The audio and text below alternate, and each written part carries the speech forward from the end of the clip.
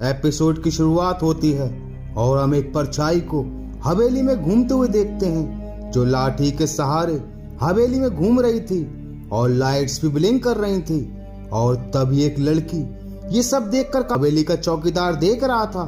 आखिर क्या हुआ था उस लड़की के साथ, ये जानने के लिए देखिए ये पूरा एपिसोड। कहानी में आगे हम एक अदिति नाम की लड़की को देखते हैं, जो आया के काम के लिए इस हवेली में आई थी। पर उसके आते ही एक हवा का झोंका आता है और उसका बैग पीछे चला जाता है, जिसके बाद वो हवेली के मालिक से मिलती है। वो उन्हें काम समझाते हैं कि तुम्हें मेरे दोनों भतीजे और भतीजी को संभालना है, चलो मैं तुम्हें उनसे मिलाता हूँ। पर अदिति को अपने पीछे किसी की लाठी टेकने की आवाज आ रही थी। और इस घर को भी संभालना है। पर वो आवाज सिर्फ उसे ही सुनाई दे रही थी, मिस्टर राठौर को नहीं। जहाँ अदिति पूछती है कि मुझसे पहले जो बच्चों को संभालती थी वो कहाँ गई, जहाँ मिस्टर राठौर बताते हैं कि उसके कुछ पर्सनल इश्यूज थे, इसलिए वो काम छोड़कर चली गई। वहीं मिस्टर राठौर को प्रॉपर्टी के सिलसिले में जबलपुर जाना था, इसलिए वो काम के सिलसिले में चले जाते हैं। अब घर में अदिति और दोनों बच्चे ही थे, पर अब अदिति के साथ कुछ भयानक होने वाला था। वहीं अदिति दोनों बच्चे रचित और पारुल से मिलती है। अदिति उनसे बात करती है, पर दोनों बच्चे उसकी बातों का कोई जवाब नहीं देते, बस चुपचाप बैठे रहते हैं। वहीं अदिति उस घर में घूमने लगती है और तभी उसकी नजर एक औरत पर पड़ती है, जो एक पेड़ के पास खड़ी थी। और अदिति उससे मिलने चली जाती है, उससे बात करने की कोशिश करती है, पर उस औरत के बोलने का तरीका भी काफी अजीब था। ऐसा लग रहा था मानो वो नहीं चाहती कि अदिति इस घर में रहे। और वो कहती है कि मेरा नाम शोभना है, मैं इसी घर में रहती हूँ। अगर तुमने बच्चों को अच्छे से नहीं संभाला तो मुझसे बुरा कोई नहीं होगा, मेरी नजर हमेशा तुम पर रहेगी। वहीं अदिति बच्चों के लिए पास्ता बना रही थी, पर वो बर्नी अपने आप ही खिसक जाती है। अदिति सोचती है कि ये यहाँ कैसे आई। वो वापस से बर्नी को गैस के पास खिसका देती है, पर वो बर्नी फिर से खिसक जाती है और अदिति को डराने के लिए काफी था। वहीं अदिति जब बच्चों को खाना खिला रही थी तो वो देखती है कि बच्चे किसी से बात कर रहे हैं, और सामने तो कोई नहीं था। और उसी रात अदिति को घर में किसी के लाठी टेक कर चलने की आवाज आती है। वो आवाज का पीछा करती है और एक कमरे में पहुंच जाती है, पर कमरे का गेट अपने आप ही बंद हो जाता है। अदिति उसे खोलने की कोशिश करती है और गेट खुल जाता है, और तभी उसे एक परछाई दिखाई देती है, जो शोभना जी की थी। जहाँ अदिति बताती है कि मैंने किसी की आवाज सुनी, किसी ने मुझे कमरे में बंद कर दिया था। पर शोभना जी कहती हैं कि कितनी डरपोक हो तुम, जरा जरा में चीखने चिल्लाने लगती हो, बच्चों को क्या संभालोगी, तुम चुपचाप जाकर सो जाओ। वहीं अगली सुबह अदिति देखती है कि बच्चे पेड़ के पीछे किसी से बात कर रहे हैं, पर अदिति को अभी भी कोई दिखाई नहीं देता।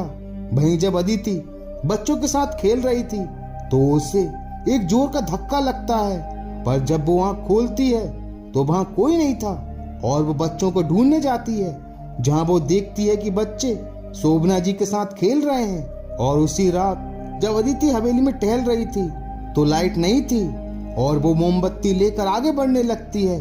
और तभी उसे वही डायन दिखाई देती है, जिसे देखकर वो काफी डर जाती है और वहां से भागती है और कमरे में जाकर छुप जाती है। और अब अदिति को यकीन हो गया था कि जरूर इस घर में भूत है, और वो मिस्टर राठौर को भी उसके साथ हुई घटना के बारे में बताती है। पर मिस्टर राठौर भूत वाली बात पर यकीन नहीं करते और कहते हैं कि हम मिलकर बात करते हैं, तुम अभी बच्चों का ध्यान रखो। वहीं रात को जब अदिति पारुल से बात कर रही थी तो रचित आकर कहता है कि दीदी आप यहाँ से चली जाओ, हमें आपकी जरूरत नहीं है। वहीं जब अदिति अपने कमरे में होती है तो उसे पारुल के पुकारने की आवाज आती है, जो उसे बुला रही थी, और अदिति उसके पास जाने लगती है। पर तभी वो डायन उसके सामने आ जाती है। वो किसी तरह वहां से भागती है, पर तभी शोभना जी आकर कहती हैं कि तुम क्या बच्चों की तरह हरकतें करती रहती हो, आखिर तुम ढूंढ क्या रही हो इस हवेली में, बच्चों पर ध्यान दो वरना इस घर से निकल जाओ। वहीं अब अदिति धीरे धीरे बच्चों के करीब आ चुकी थी, बच्चे भी उसे प्यार करने लगे थे। पर एक रात उस डायन ने फिर से अदिति को मारने की कोशिश की और अदिति तुरंत बच्चों के कमरे में जाकर उन्हें उस घर से बाहर ले जाने लगती है और कहती है कि ये जगह सेफ नहीं है। पर तभी वो डायन फिर से अदिति के सामने आती है और उसे मारने लगती है और यहीं हमें पता चलता है कि वो डायन शोभना थी, जहाँ बच्चे भी कहते हैं कि आंटी दीदी को छोड़ दो, वो हमारा बहुत ख्याल रखती हैं, दीदी काफी अच्छी हैं। जहाँ अदिति भी पूछती है कि कौन हो तुम और चाहते क्या हो, और यहीं हमें शोभना की सच्चाई का पता चलता है। दरअसल उसका असली नाम फेरी था। वो इन बच्चों की आया थी, बिल्कुल माँ की तरह बच्चों का ख्याल रखती थी। अब दोनों बच्चे ही उसकी दुनिया थे।